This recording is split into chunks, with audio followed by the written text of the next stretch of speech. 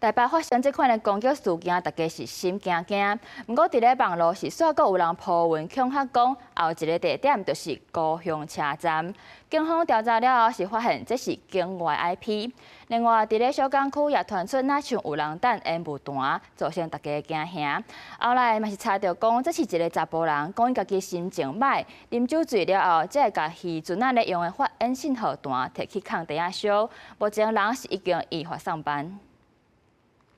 20透早点外时阵，小港区高雄路甲营口路口一阵白烟一直散开，又拄啊是台北车站，互人起烟雾弹，随机杀人案件了后无偌久，民众赶紧报警察。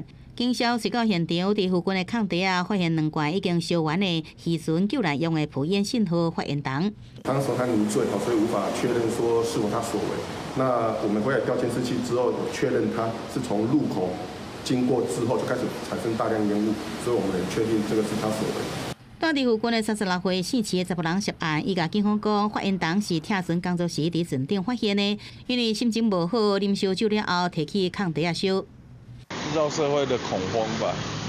警方早起甲人带登去警察局，依照违反社会秩序、违法法来移送。当时高雄车站也出现真侪警察，因为网络社群 Trace 出现一篇文章，有网友讲主角张文是阮兄弟，下一个所在是高雄车站，这个恐吓的意味是真高。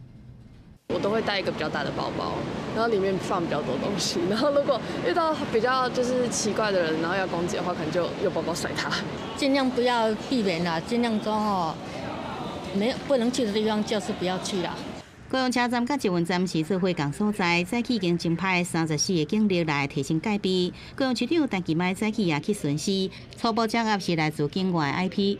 有6个，但1个排除，现在5个，然后在全力的追查，务必一定要把相关的可能的这个危害治安的这个分子这个强力的追查，务必逮捕到案。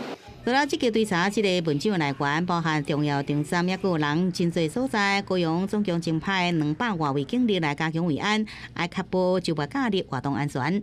记者从合报道。